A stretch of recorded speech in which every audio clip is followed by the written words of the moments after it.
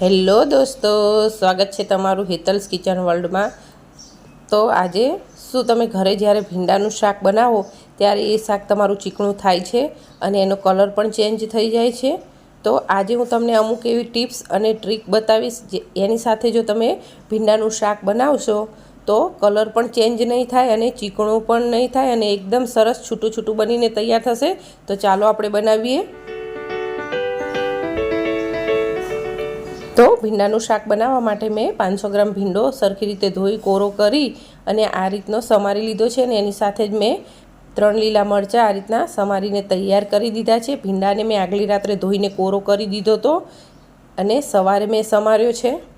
તો ભીંડાનું શાક વઘારવા માટે સૌથી પહેલાં મેં એક પેન લઈ લીધું છે। એની અંદર હું 3 પડી તેલ લઈ લઈશ। આ શાક કોરું હોય છે એટલે આની અંદર તેલ થોડું આગળ પડતું જ હોય છે, એટલે આપણે 3 પડી તેલ લઈ લેવાનું છે ને આપણું તેલ ગરમ થાય એટલે સૌથી પહેલાં આપણે આની અંદર 10 થી 15 કળી લસણની આખી એડ કરવાની છે।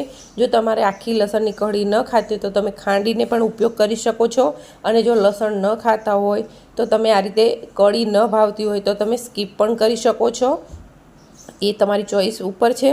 અને લસણ આપણું જ્યારે ગોલ્ડન બ્રાઉન કલરનું થઈ જાય એટલે આપણે એની અંદર હિંગ એડ કરીશું અને એની સાથે 1 ચમચી હળદર પાવડર એડ કરી સરખી રીતે મિક્સ કરી જે આપણો ભીંડો છે એ એની અંદર એડ કરી દેવાનો છે અને સરખી રીતે આપણે એને મિક્સ કરી દેવાનું છે।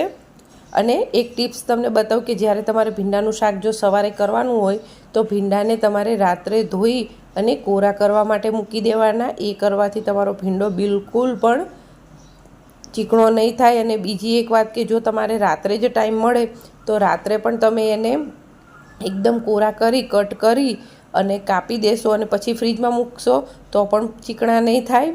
અને ત્રીજી એક ટિપ્સ બતાવું છું જે હું આની અંદર એડ કરી રહી છું।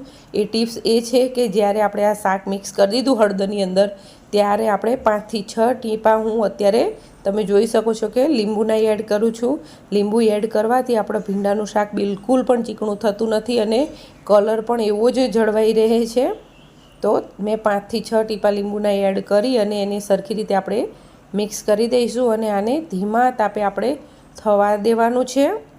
અને ભીંડાનું શાક બનાવીએ ત્યારે ખાસ ધ્યાન રાખવાનું કે ઢાંકણ બિલકુલ ઢાંકવાનું નથી, ખુલ્લો જ થવા દેવાનો છે ભીંડો, એનું ખાસ ધ્યાન રાખવાનું। નહીંતર જો ઢાંકણ ઢાંકશો તો પાણી વળશે, એના હિસાબે ચીકાશ પકડશે, એટલા માટે ખુલ્લો જ થવા દેવાનો। તો હવે આપણે આને સરખી રીતે મિક્સ કરી થોડી વાર માટે થવા દઈશું અને આને થોડી વારે હલાવતું રહેવાનું જેથી કરી નીચે ચોંટે નહીં એટલા માટે। તો થોડી વાર પછી આપણે ચેક કરી લઈશું તો સરસ મજાનું આપણો તમે જોઈ શકો છો કે આ રીતનો ભીંડો થોડો ચડી ગયો છે, હજુ એકદમ ચડ્યો નથી। તો થોડી વાર માટે 5 મિનિટ માટે હજુ પણ હું આને ચડવા દઈશ, પણ વચમાં એને હલાવતું રહેવાનું જેથી કરી આપણો ભીંડો નીચે ચોંટે નહીં। તો આપણું શાક ચડે ત્યાં સુધી આપણે એનો મસાલો તૈયાર કરી લઈશું। મસાલા માટે મેં ખાયણી લઈ લીધી છે, એની અંદર મેં 10 થી 15 કળી લસણની લીધી છે, એની સાથે 1 ચમચી લાલ મરચું પાવડર અને 1 ચમચી કાશ્મીરી લાલ મરચું પાવડર એડ કરી દઈશ અને એને ખાંડીને સરખો એકદમ સરસ મસાલો તૈયાર કરી દેવાનો છે। તો તમે જોઈ શકો છો કે આપણો લસણનો મસાલો તૈયાર છે, આને સાઈડમાં મૂકી દઈશું અને 5 મિનિટ થઈ ગયા પછી આપણે શાક ચેક કરી લેવાનું છે। તો તમે જોઈ શકો છો કે આપણું ભીંડાનું શાકમાં બિલકુલ પણ ચીકાશ આવી નથી, બિલકુલ ચીકણું લાગતું નથી। તો આપણે એને ચેક કરી લઈશું કે આપણું ભીંડાનું શાક ચડ્યું છે કે નહીં। તો હજુ પણ મને થોડું કાચું લાગે છે તો હું થોડી વાર માટે એને થવા દઈશ અને થોડી વાર પછી આપણે એને ચેક કરીશું। તો આપણું હવે ભીંડાનું શાક એકદમ સરસ ચડીને તૈયાર થઈ ગયું છે। તો શાકને બધું સાઈડમાં આ રીતે કરી લેવાનું અને વચમાં થોડો ખાડા જેવો કરી લેવાનો જેથી કરી આપણું તેલ હોય એ વચમાં આવી જાય અને એ તેલમાં આપણે જે લસણનો મસાલો છે એ સાંતળવાનો છે। તો જે લસણનો મસાલો મેં ખાંડીને રાખ્યો છે એ મસાલાને હું એ તેલની અંદર એડ કરી દઈશ, મૂકી દેવાનો છે વચમાં અને 1 ચમચી ધાણા જીરું પાવડર એડ કરી દઈશું અને એની સાથે જ આપણે સ્વાદ પ્રમાણે મીઠું પણ અત્યારે જ એડ કરવાનું છે, વહેલા મીઠું એડ નહીં કરવાનું, જ્યારે આપણો ભીંડો ચડી જાય ત્યારે જ મીઠાને એડ કરવાનું। તો મીઠું એડ કરી દઈશું અને આ જ રીતે આપણે રહેવા દઈ એને 2 મિનિટ માટે આપણો જે મસાલો સંતળાઈ જાય ત્યાં સુધી રહેવા જ દેવાનું છે। તો 2 મિનિટ માટે હું એને આ રીતે જ છોડી દઈશ અને 2 મિનિટ પછી આપણે ચેક કરી લઈશું તો આપણો લસણનો મસાલો તમે જોઈ શકો છો કે તેલમાં એકદમ સરસ સંતળાઈ ગયો છે અને થોડો કલર પણ ચેન્જ થઈ ગયો છે। તો હવે મસાલો, ધાણા જીરું અને મીઠું જે આપણે એડ કરીને રાખ્યું છે એને આપણે ભીંડાની અંદર સરખી રીતે આ રીતે મિક્સ કરી લઈશું। તો તમે જોઈ શકો છો કે આપણા ભીંડામાં બિલકુલ પણ ચીકાશ નથી આવી અને નીચેથી ભીંડો પણ બિલકુલ ચોંટ્યો નથી। તો આ ટિપ્સથી તમારે બનાવવાનું તો તમે જોઈ શકો છો કે આપણું એકદમ સરસ છૂટું છૂટું એક દાણો છૂટો બનીને તૈયાર થઈ ગયો છે। એવું આપણું ભીંડાનું શાક બનીને તૈયાર થઈ ગયું છે અને બિલકુલ પણ ચીકાશ નથી અને કલર પણ ચેન્જ નથી થયો।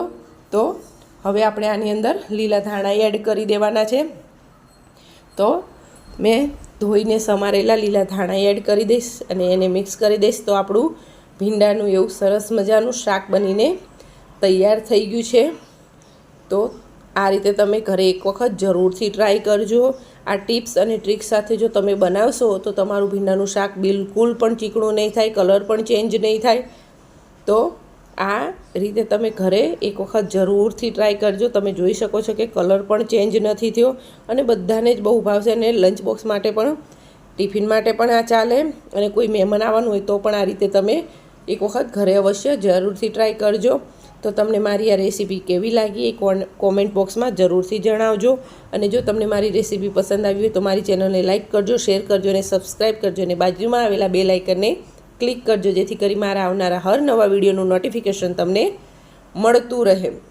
અને આવી જ નવી રેસીપી જોવા માટે મારી ચેનલને સબસ્ક્રાઈબ કરવાનું બિલકુલ પણ ભૂલતા નહીં।